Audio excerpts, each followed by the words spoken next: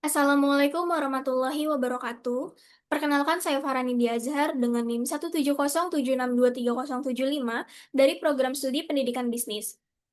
Pada kesempatan ini, saya akan mempresentasikan laporan praktik kerja lapangan yang telah saya laksanakan pada Departemen Marketing Communication di PT Bank KB Indonesia dan juga pada Divisi Digital Marketing di Cakra Medica.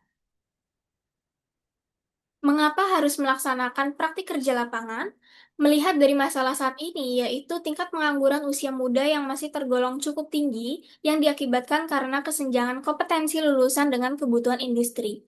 Oleh karena itu, mahasiswa perlu mendapatkan pengalaman nyata agar lebih siap menghadapi dunia kerja. Praktik kerja lapangan dapat dimanfaatkan sebagai kesempatan untuk menerapkan ilmu dan teori yang telah dipelajari ke dalam situasi kerja nyata. Saya menjalankan PKL di dua perusahaan yang berbeda, yaitu PT Bank KB Indonesia dan Cakra Medica, karena perbankan dan layanan kesehatan merupakan dua sektor penting yang memiliki peran besar dalam memenuhi kebutuhan masyarakat, baik dari aspek finansial maupun kesehatan. Seiring dengan perkembangan teknologi dan juga digitalisasi, kedua sektor tersebut dituntut untuk terus meningkatkan kualitas layanan serta strategi pemasaran kepada masyarakat. Oleh karena itu, saya tertarik untuk melaksanakan PKL pada Departemen Marketing Communication dan Digital Marketing. Saya memilih bidang tersebut karena sesuai dengan minat terhadap bidang marketing dan juga relevan dengan program studi pendidikan bisnis. Selain itu, saya ingin memahami bagaimana strategi pemasaran diterapkan secara langsung di lingkungan kerja profesional. Sebelum membahas kegiatan PKL, saya akan menjelaskan secara singkat mengenai perusahaan tempat saya melaksanakan PKL. PT Bank KB Indonesia awalnya didirikan pada tahun 1970 dengan nama Bank Umum Koperasi Indonesia atau yang biasa kita kenal dengan sebutan Bukopin. Seiring dengan perkembangannya, bank ini terus melakukan ekspansi dan pengembangan layanan. Setelah diakuisisi oleh KB Kukmin Bank dari Korea Selatan pada tahun 2021, nama perusahaan berubah menjadi PT Bank KB Bukopin. Lalu pada tahun 2025 resmi menjadi PT Bank KB Indonesia. Perubahan tersebut merupakan bagian dari transformasi perusahaan untuk memperkuat daya saing dan kualitas layanannya. PT Bank KB Indonesia bergerak di bidang jasa keuangan, khususnya perbankan. Kegiatan utamanya meliputi penghimpunan dana dan juga penyaluran kredit. Dalam operasionalnya, perusahaan menghimpun dana melalui tabungan, giro, dan deposito. Kemudian menyalurkannya kembali melalui bentuk pembiayaan atau kredit. Kegiatan usaha ini difokuskan pada beberapa segmen utama, yaitu segmen mikro, usaha kecil dan menengah, komersial, serta konsumer. Selain itu, perusahaan juga menyediakan layanan, seperti layanan transaksi, pembiayaan, dan juga layanan digital banking. Berikut ini adalah struktur organisasi pada Bank KB Indonesia.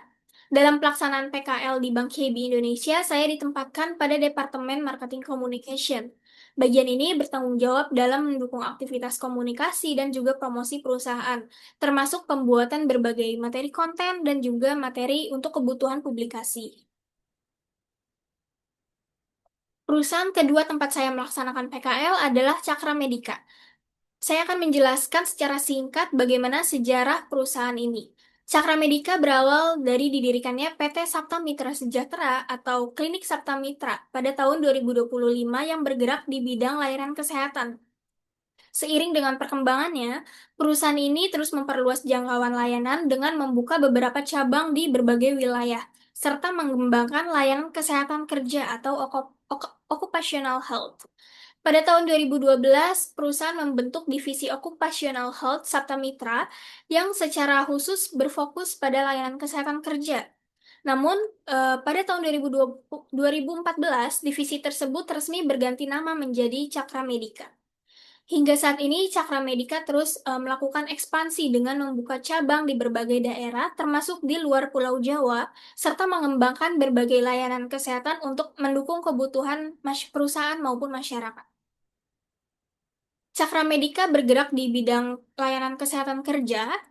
Layanan atau jenis usaha yang ditawarkan cukup beragam, mulai dari medical check-up, in-house clinic, home care, vaksinasi umum, hingga layanan occupational health event organizer. Berikut ini adalah struktur organisasi pada Cakra Medica.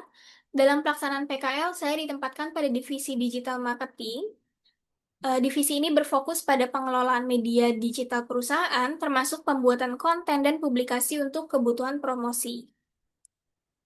PKL di PT Bank KB Indonesia saya laksanakan selama kurang lebih 3 bulan, terhitung mulai dari tanggal 20 Januari hingga 30 April 2026. Jam kerja berlangsung dari hari Senin sampai Jumat sesuai jam operasional perusahaan. Pada hari kerja reguler, jam kerja dimulai pada pukul setengah 9 pagi hingga pukul setengah 6 sore dengan waktu istirahat selama 1 jam, yaitu pukul 12 siang hingga 1 siang.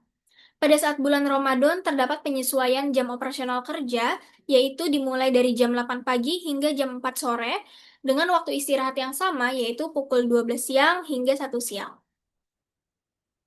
Selanjutnya, PKL di Cakra Medika dilaksanakan selama 1 bulan, yaitu mulai dari tanggal 5 Mei hingga tanggal 5 Juni 2026. Jadwal kerja ini berlangsung dari hari Senin hingga Sabtu sesuai dengan ketentuan perusahaan. Untuk hari Senin sampai dengan Jumat, jam kerja dimulai pukul 8 pagi hingga pukul 5 sore dengan waktu istirahat selama 1 jam, yaitu pukul 12 hingga jam 1 siang. Lalu pada hari Sabtu, jam operasional kerja dimulai dari pukul 8 pagi hingga pukul 2 siang. Dengan waktu istirahat yang sama juga, yaitu pukul 12 siang hingga 1 siang. Salah satu tugas utama saya di Bank KB Indonesia adalah membuat desain visual untuk media sosial. Terdapat beberapa tahap yang saya lakukan. Tahap pertama yang saya lakukan adalah memahami brief pada content planner dengan meninjau isi konten, caption, dan referensi desain. Selain itu, saya juga memastikan format konten yang dibutuhkan, mulai dari ukuran desain hingga platform tempat konten tersebut akan dipublikasikan. Lalu, tahap yang tidak kalah penting adalah memperhatikan deadline yang telah ditentukan agar setiap desain dapat diselesaikan tepat waktu dan sesuai dengan jadwal publikasi. Seluruh tahap ini penting agar proses desain bisa lebih terstruktur dan sesuai dengan kebutuhan perusahaan. Setelah memahami brief, tahap selanjutnya adalah proses membuat desain media sosial. Dalam prosesnya, saya menggunakan software Adobe Photoshop. Desain yang saya buat ini disesuaikan dengan platform media sosial yang digunakan. Selanjutnya, menentukan warna, tipografi, elemen, dan juga layout yang sesuai. Tahap tersebut bertujuan agar desain bisa tetap konsisten dan mampu menyampaikan pesan secara efektif. Setelah desain selesai dibuat, desain tidak langsung dipublikasikan. Desain terlebih dahulu melalui proses approval oleh product owner dan tim perlindungan konsumen. Apabila terdapat revisi, desain diperbaiki terlebih dahulu sebelum diajukan kembali untuk mendapatkan final approval. Jika desain telah disetujui dan memenuhi regulasi yang berlaku, maka desain dapat dipublikasikan. Melalui proses ini, saya belajar pentingnya ketelitian serta kepatuhan terhadap standar dan ketentuan yang berlaku. Selain membuat desain, saya juga terlibat dalam proses pengeditan video promosi. Kegiatan yang saya lakukan meliputi penyusunan footage, penambahan teks dan logo, serta penyesuaian audio dan juga efek visual. Tujuannya agar video yang dihasilkan lebih menarik dan mampu menyampaikan pesan promosi secara efektif. Pada pelaksanaan PKL di Cakra Medika, saya juga mendapat tugas untuk membuat desain media sosial. Tahap awal yang dilakukan itu tetap sama, yaitu memahami brief yang diberikan, meninjau materi yang akan disampaikan, dan memastikan format konten yang dibutuhkan serta deadline pengerjaan desain. Proses ini bertujuan agar desain lebih terarah dan sesuai dengan kebutuhan perusahaan. Tahap selanjutnya yaitu proses pembuatan desain. Diawali dengan mencari referensi desain yang relevan dan menyusun konsep visual sesuai dengan tema konten. Selanjutnya, desain dibuat menggunakan Adobe Photoshop dengan tetap memperhatikan identitas visual perusahaan. Setiap desain yang dibuat juga melalui proses revisi dan approval oleh mentor atau koordinator digital marketing. Apabila terdapat masukan atau revisi, desain diperbaiki terlebih dahulu sebelum akhirnya mendapat persetujuan untuk dipublikasikan. Selain membuat desain, saya juga membuat dokumentasi, foto, dan video pada berbagai kegiatan perusahaan. Saya perlu memastikan momen-momen penting dapat terdokumentasi dengan baik. Hasil dokumentasi tersebut kemudian digunakan sebagai bahan pendukung untuk pembuatan konten media sosial dan juga publikasi perusahaan. Berikut ini adalah beberapa hasil desain yang telah saya buat pada PT Bank KB Indonesia dan juga Cakra Medika. Selama pelaksanaan PKL, saya melihat bahwa pekerjaan yang saya lakukan ini memiliki keterkaitan dengan beberapa mata kuliah yang telah dipelajari di program studi pendidikan bisnis. Yang pertama, pada kegiatan pembuatan desain media sosial, saya menerapkan konsep dari mata kuliah komunikasi bisnis, kewirausahaan digital, dan juga manajemen pemasaran. Sebelum membuat desain, saya perlu menetapkan strategi terencana dengan menerapkan 5W plus 1H, mulai dari penentuan target audiens hingga jadwal publikasi konten. Lalu memahami brief dan mulai eksekusi pembuatan konten, serta harus memastikan bahwa gaya desain yang digunakan sesuai dengan karakteristik target pasar. Yang kedua, pada kegiatan pengeditan video promosi, saya menerapkan pemahaman dari mata kuliah kewirausahaan digital, komunikasi bisnis, dan perilaku organisasi. Dalam proses editing, saya tidak hanya menyusun footage menjadi sebuah video, tetapi juga memastikan pesan yang ingin disampaikan dapat dipahami oleh audiens. Selain itu, saya juga perlu berkoordinasi dengan berbagai pihak terkait. Pada pengerjaan tugas ini, saya memerlukan penerapan kemampuan negosiasi, terutama ketika terdapat beberapa kendala, seperti ketersediaan aset video, sehingga saya memerlukan penyesuaian deadline atau urutan pengerjaan tugas agar hasil konten video bisa lebih maksimal. Yang ketiga ini pada kegiatan dokumentasi acara dan aktivitas perusahaan. Saya menerapkan pemahaman dari mata kuliah kewirausahaan digital, komunikasi bisnis, dan perilaku organisasi. Saat melakukan dokumentasi, saya harus memahami kebutuhan perusahaan dalam pengumpulan aset gambar untuk bahan konten. Selain itu, saya juga menerapkan etika dan profesionalisme pada saat pengambilan gambar agar tidak mengganggu kenyamanan dan privasi pihak yang akan didokumentasikan. Saya juga memerlukan koordinasi tim untuk memastikan agenda kegiatan yang dilakukan untuk memastikan kelancaran proses dokumentasi. Dan yang keempat, ini adalah pengalaman dalam beradaptasi dengan lingkungan kerja profesional. Selain dengan pekerjaan teknis, pengalaman ini berkaitan dengan mata kuliah perilaku organisasi, khususnya terkait budaya organisasi. Saya merasakan adanya perbedaan budaya kerja antara kedua perusahaan, yaitu di PT Bank KB Indonesia dengan lingkungan kerjanya yang cenderung formal dan setiap proses harus mengikuti prosedur serta regulasi yang berlaku. Sementara di Cakra Medika, proses koordinasi berlangsung lebih sederhana dan lebih fleksibel karena struktur tim yang lebih kecil. Perbedaan tersebut membantu saya memahami bahwa setiap organisasi ini memiliki budaya kerja yang berbeda dan kemampuan beradaptasi menjadi salah satu kompetensi yang sangat penting dan harus dimiliki di dunia kerja. Oke, selanjutnya masuk ke bagian hambatan dan solusi. Hambatan yang pertama yang saya hadapi selama pelaksanaan PKL adalah keterbatasan kemampuan dalam menggunakan software Adobe Photoshop.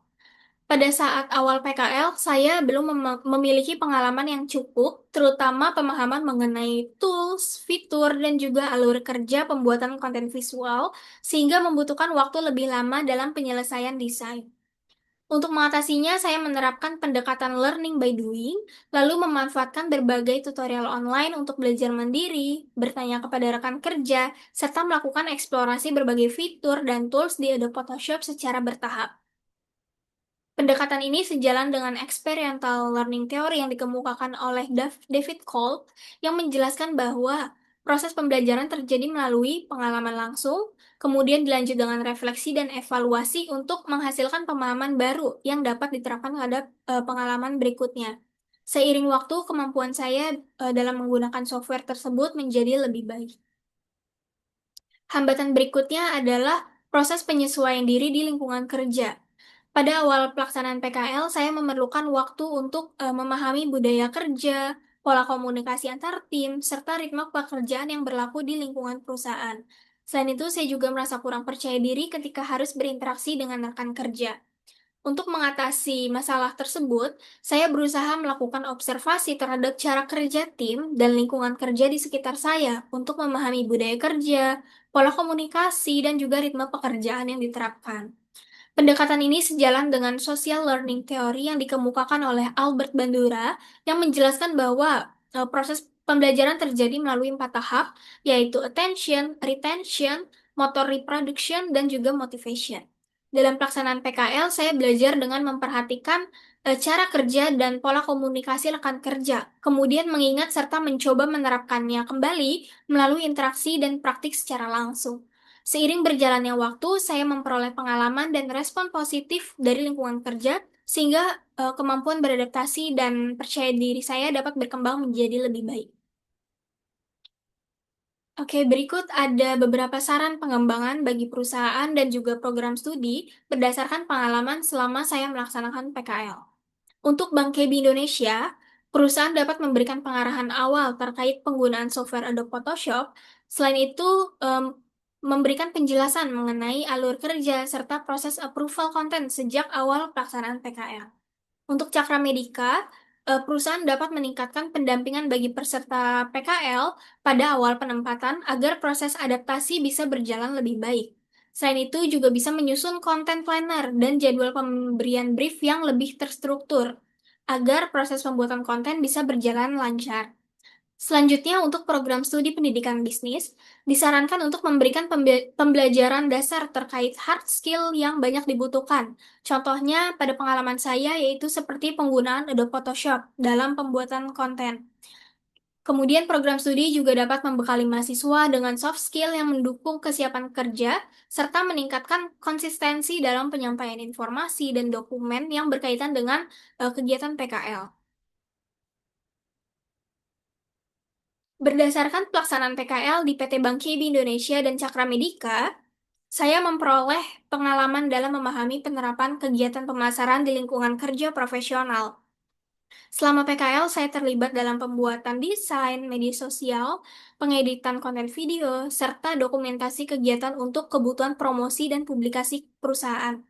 Melalui pengalaman tersebut, saya dapat mengembangkan kemampuan teknis, komunikasi, kerjasama tim, dan adaptasi di lingkungan kerja.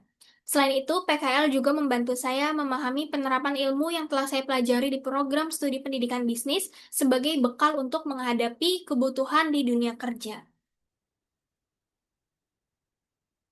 Demikian presentasi yang dapat saya sampaikan mengenai pelaksanaan praktik kerja lapangan di PT Bank KB Indonesia dan Cakra Medika. Terima kasih atas perhatiannya. Saya mohon maaf apabila terdapat kekurangan dalam penyampaian presentasi ini. Wassalamualaikum warahmatullahi wabarakatuh.